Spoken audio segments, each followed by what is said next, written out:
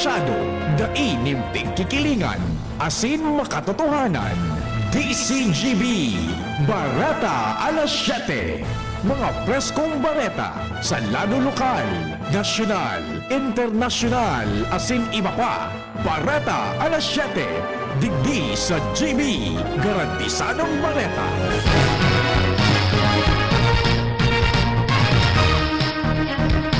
Maray na aga mga tugang uyapuan, mga barata ngunyan na Sabado. Enot sa headlines kan mga barata. Sa lado lokal, Peso Albay pig-inganyar ang mga naghahanap nin trabaho na aprobitsaran ang Pre-Independence Day Job Fair sa Hunyo 11. 1.5 milyones pesos itinagama kan gobyernong probinsyal kan Albay para sa social pension kan mga senior citizens. 2 dekadang nagtatago na suspitsado sa frustrated murder, arestado kan mga elementos kan UWAS PNP. Sa lado nasyonal, habagat season nagpuuna sabi kan Pag-asa. Pag-aresto kay dating Presidente Rodrigo Duterte asin Pastor Apollo Quiboloy daing koneksyon sa pagkakapili kay bagong PNP Chief General Torre.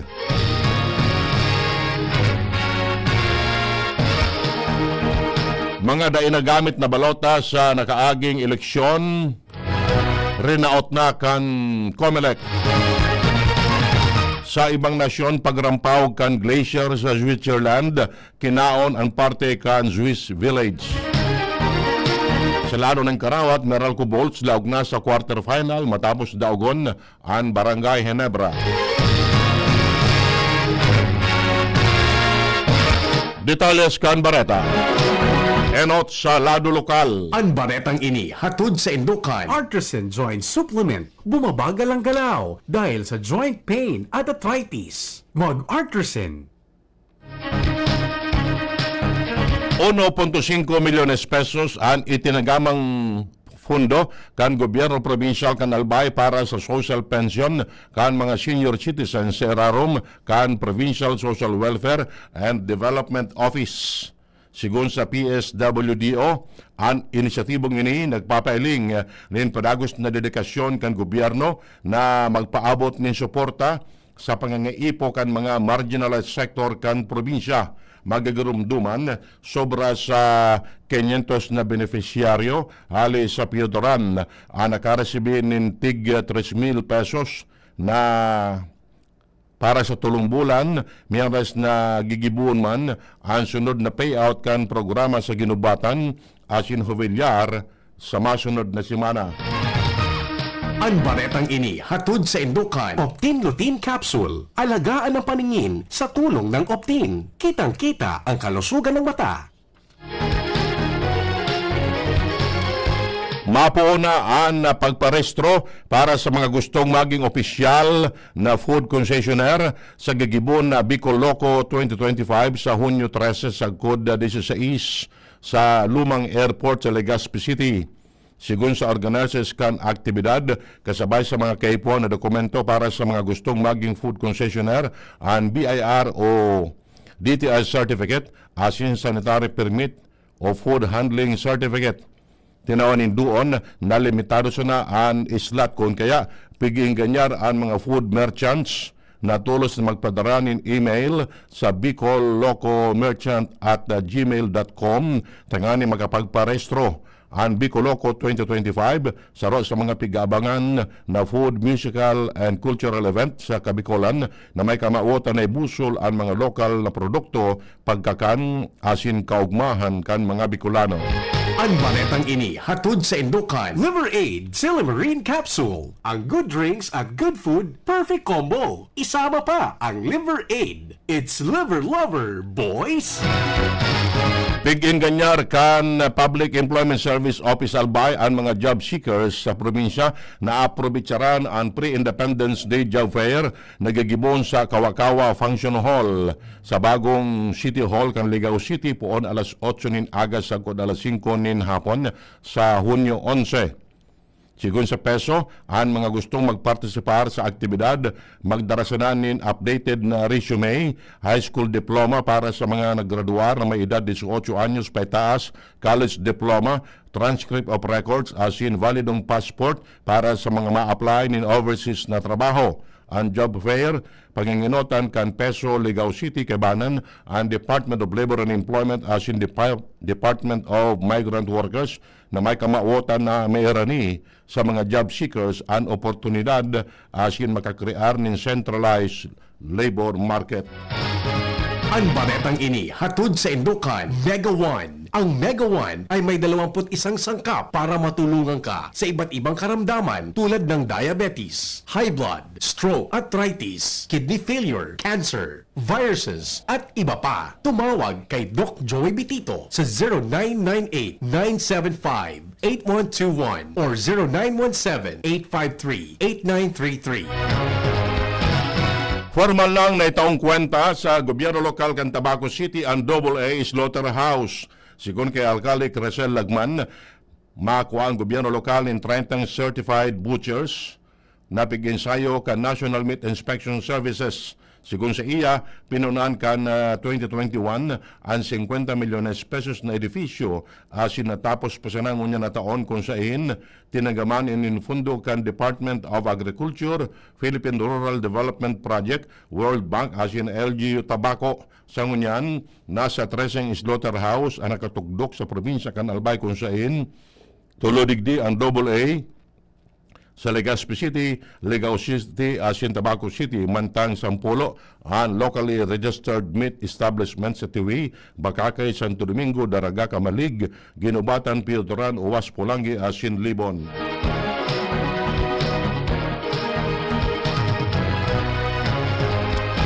Baintiotsong personahes kan Philippine Army asing Christian Polytechnic Institute University ang matrayumpong nakapagkumpleto kan Water Search and Rescue o WASAR lecture and demonstration na ginibo kan Coast Guard District Bicol kay banan ang Special Operation Group Bicol sa San Andres, Catanduanes. Ang nasabing trainee nagpuon kan Mayo 26 kung saan kamawotan kanina may preparar ang mga partisipante sa epektibong pagresponde sa anuman na emerhensya sa dagat asin tanganing mapukusog ang kapasidad kan mga personalis na magkondukta ng epektibong water search and rescue operation, partikular sa panahon ni natural disaster asin maritime emergency. Nagpaabot man in pag-umaw si Coast Guard District Commander Commodore Ivan Roldan sa mga personalis kan na PCG sa mga personalis na nakatapos asin pinagminbid kay ni an sa indang tiyaga asin dedikasyon tanganing mapakusugpaan sa indang pagresponde sa anuman na kalamidad.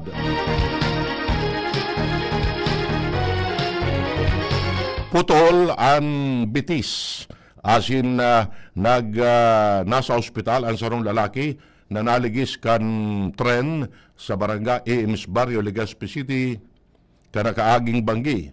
Sigun sa investigasyon kan Legazpi City PNP, basado man sa kapartner kay ni, ang biktima may alias Lando, 59 anyos, naligis kan tren na hali sa Naga City, pasirin sa Legazpi City, asin tulos na dinara sa ospital tanganing matauan ni magkakanigong atensyon medikal. Sinabi kan kapartner kan biktima na makangalas asin milagrong nakaligtas si Lando alagad kay po na putulon ang parte kan bitis kani na enot ng naligis kan tren. Kasunod kani nagpatanid man si Albay PNP Provincial Director Colonel Julius Anyonebo na iwasan ang pagbalyo, paglakaw o pag-istambay sa gilid kan release kan tren, tanganing may veteran ang siring na mga insidente.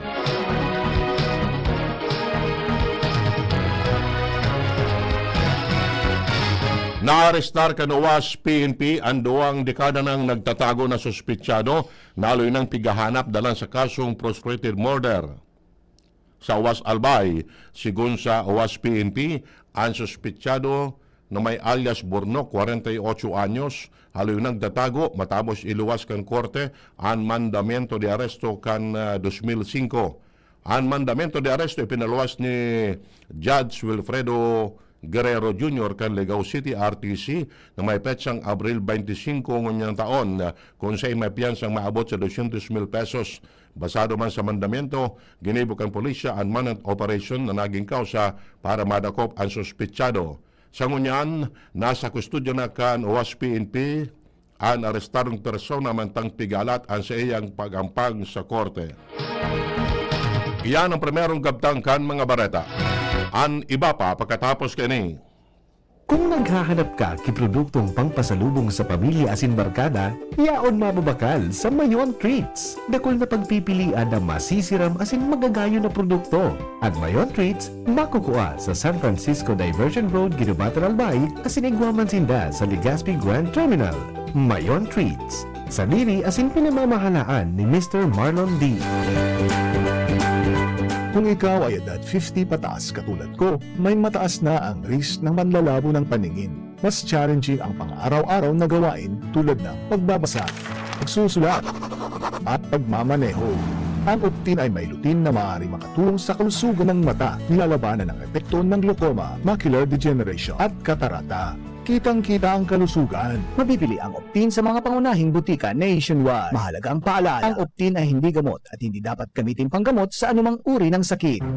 Getting married this year? Planning for a birthday party? Organizing an event for your company? Bicol Food Delights Catering Services is your one-stop solution for your upcoming events. From venue, coordination, and events host, we got it covered for you. At Bicol Food Delights, we also cater events of all sizes, specializing in wedding, corporate events, and parties. We've got the best menu for your events, like crispy Bicol Express, braised pork ribs in white sauce, cheesy baked lasagna, chili beef tinutungan, BFD fried chicken, and more. We also offer a service contract and tables and chair rentals at affordable prices. Bicol Food Delights Catering Services is located at the second floor of BFD Building, Purok 2, Barriada, Barangay 38, Gugun, Legazpi City, in front of Kalayaan Park. For more inquiries, you can call us at 0919-094-2572 or 0927-353-4407, or you can visit us at our official Facebook page at Bicol Food Delights Catering Services. Bicol Food Delights Catering Services. Great food, delightful service.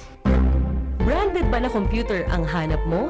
Albay Computer and Electronic Supplies and Repair ang sagot dito. Yes na yes! Available sa Albay Computer and Electronic Supplies and Repair o ACES ang brand new at dekalidad na laptop, desktop, printer, gaming gears, gaming desktop with gaming chairs, CCTV sales at iba pang computer supplies and equipments na hanap mo. Ang presyong abot kaya natin at may cash discount pa. Hindi lang yan. Ang Albay Computer and Electronic Supplies and Repair o ACES ay authorized service center din ng ASUS, Lenovo, Epson, Brother, Canon at ng Sharp Copier. Ano pang hinihintay nyo? Punta na sa ACES! With branches in the Bicol region, PC Micron Enterprises, Tanzo Alegre Building, Tibuaya Street, Daet Camarines Norte, PC Micron Enterprises, Peña Building, Rizal Street, Corner Burgos Street, Sorsogon City, and PC Micron Enterprises, EJ Rubio Building, Gogon Sirangan, Virac Catanduanes. Dito sa Legazpi, ang Albay Computer and Electronic Supplies and Repair ay matatagpuan sa ground floor, V&O Building, Quezon Avenue, Legazpi City. Tumawag sa cellphone number 0917-558-0067.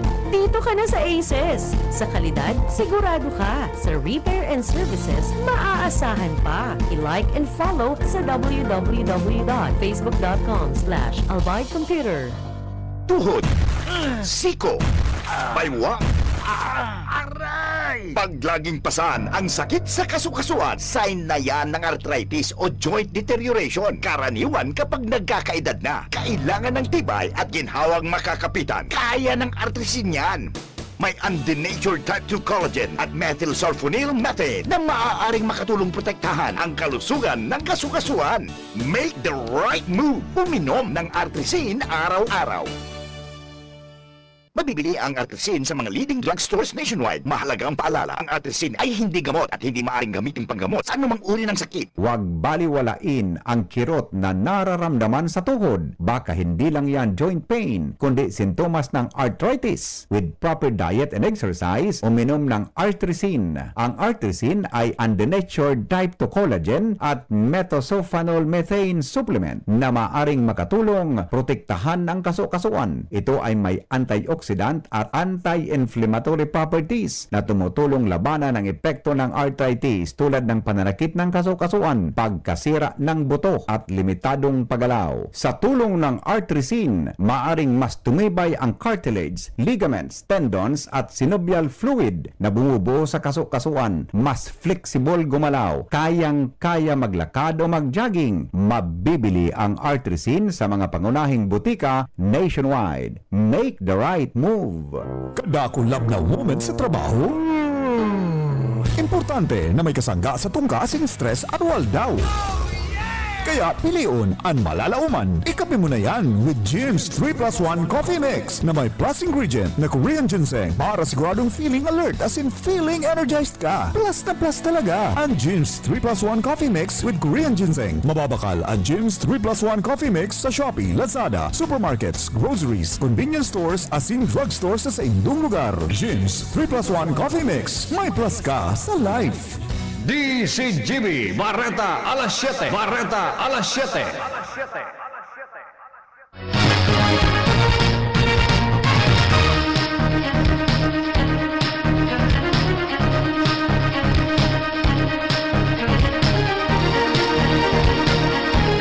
Detalles kan Barata sa Lado Nacional.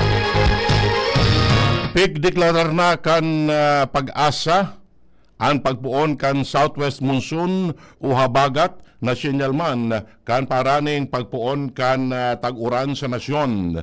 Sinabi kan pag-asa na kan mga nakaaging pag-aadal sa panahon nagpailing nin pagtinir kan hababang level nin paros o habagat sa western parte kan Luzon asin sa rong frontal system sa extreme northern Luzon.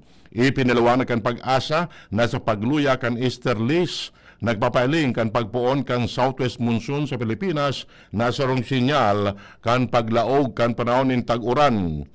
Daladigdi sinabi kan pag-asa na posible man ang pagpuon kan tag-uran sa laog kan masunod na 2 semana.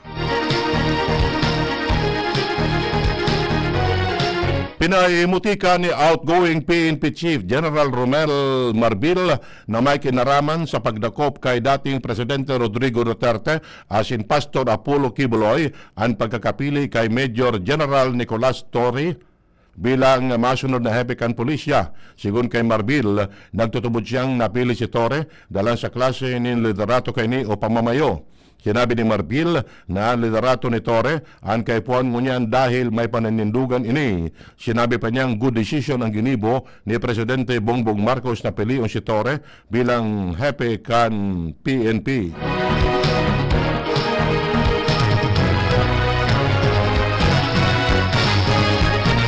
Siniguro ni Senate President Pro Tempore Jinggoy Estrada na naigigilid kan Senado ang sindang constitutional duty na dangugon ang impeachment case kontra kay Vice Presidente Sara Duterte. Ginibo ni Estrada ang pakayag kasunod kan pagsibog ni Senate President Chis Escudero sa presentasyon ka Articles of Impeachment kontra kay Duterte sa Hunyo 11 asin sa pahayag man ni Congresswoman-elect Laila de Lima na di mahiro an impeachment case kontra sa Vice Presidente. Maski kaibanan sa function, asin responsibilidad kan Senado na umakto bilang impeachment court, sinabi ni Estrada na pangyunot na mandato kani iyo ang magibo asin magpasar nin lay na nagsusulong sa intereses kan mga namamanuan. Enot kani, sinabi ni De Lima na may nadadangog siyang dai mahiro ang impeachment case kontra kay Duterte asin dead on arrival ini dalan sa kakulangan nin boto. Alagad, sinabi ni Estrada na nag-grand standing siya na si De Lima asin nagtutubod sa mga chismis.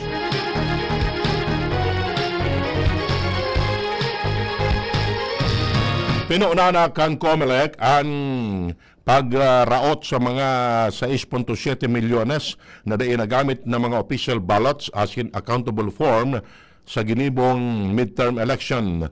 Pinanginutan ni COMELEC Commissioner Ray Bulay, Commissioner in charge para sa Committee on Ballot Printing and pagtapok sa mga rejected na balota sa National Printing Office sa Quezon City. Gigision kan mga tauhan kan COMELEC ang mga rejected ballot bago sinda darahon sa sarong disposal facility sa Pampanga para sa proseso kan pagtunaw ang proseso pigdalauman na madurar nin 10 aldaw. Pigdeklarar kan Malacanang bilang regular holiday ang Hunyo 6 asin 12 bilang pagarumdom si Idil Adha o Feast of Sacrifice asin aldaw nin Katalingkasan o Independence Day. Ang Idil Adha sarong Muslim holiday bilang pagarumdom sa ginibong pag-aatang ni Abraham sa siyang aki bilang pagsunod sa Diyos. Pigigibyo ni kada ika-10 aldaw kan Hijjah o kaya ika-12 bulan sa Islamic calendar. Sigun sa ipinalawas na Proclamation 727 na pirmado na Executive Secretary Lucas Bersamin, kasunod din kan Islamic Lunar Calendar, pigrekomendar ka National Commission on Muslim Filipinos na deklarar na national holiday ang June 6, 2025 bilang pag-obserbar sa Idil Adha. Mientras na holiday man sa Hunyo 12 para man sa taunan na selebrasyon kan Independence Day sa kamot kan mga Kastila. Nakalibre na sa tatak. Nakadalinsyapan ng tig 10,000 pesos ang tulong miyembro kan LGBTQ sa Lapu-Lapu City. Kay Banan Sindalayla, 22 anyos, Leslie, 26 anyos, Asin Hanabi, 35 anyos, mga residente kan sitio Sudtungan na suminalang sa libreng tuli sa Hope's Dome. Gabos sila nakaresibin ng insentibo na 10,000 pesos para sa ipinaling nindang isog. Ipigbida ng Alkalde Jonard Chan ang mga nagpatatak dahil sa mga sigun sa mga doktor dakulay ng benepisyo araw kan pag-ebitar sa UTI asin penile cancer. Bareta sa ibang nasyon. Kinaon kan darakulang batak ng Gapo asin yelo alis sa Birch Glacier an Brayton sarong village sa Switzerland matapos magrampaw ang sarong parte kan bulod sa lugar. Sigun sa mga otoridad, 90% kan village ang narapak kasabay pa kani ang pagkasulat kan salog na nagdara nin peligro nin pagbaha dalan sa nagkataripon na tubig. Enot ang sinabi kan mga otoridad na 300 na residentes ang sendang naibakwar kasabay ang mga atama na hayop matapos mariparo ang marikas na paggiro kan glacier. Base sa report, sarong 64 anyos na lalaki ang nawawara asin presenteng nagkukondukta ang mga otoridad ng search and rescue operation gamit ang drone na may thermal camera. Mantang naka-alerto man ang military forces kan Switzerland para magtabang sa mga posibleng operasyon kan paglinig asin pagligtas ng buhay sa lugar. Sa press conference, sinabi ni Swiss Environment Minister Albert Rusti na ang insidente iyon sarong bako ordinaryong pangyayari asin nangakong tatabangan ng gobyerno ang mga residenteng nawaran nin istaran.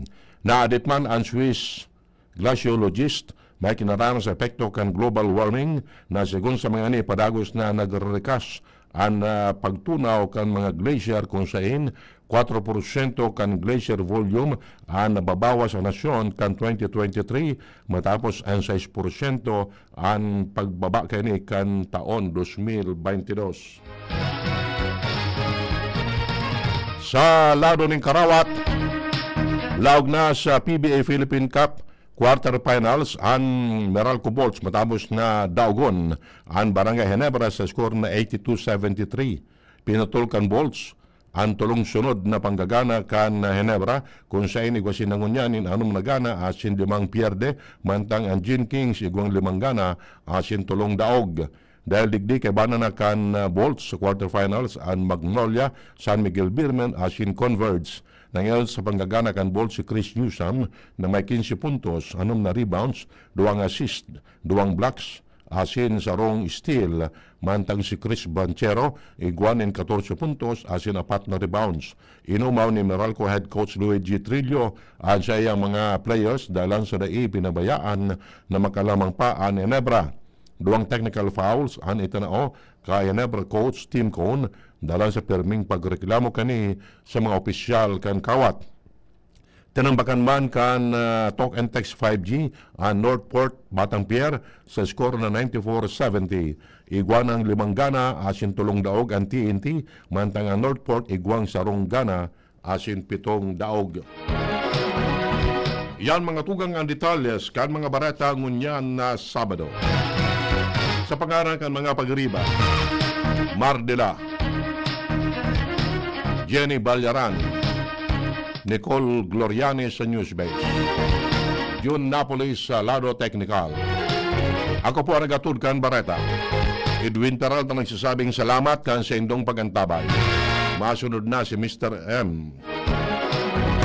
Yan ang DCGB Barata alas 7. Abangan niraray sa aga. Ang hapon, masunod na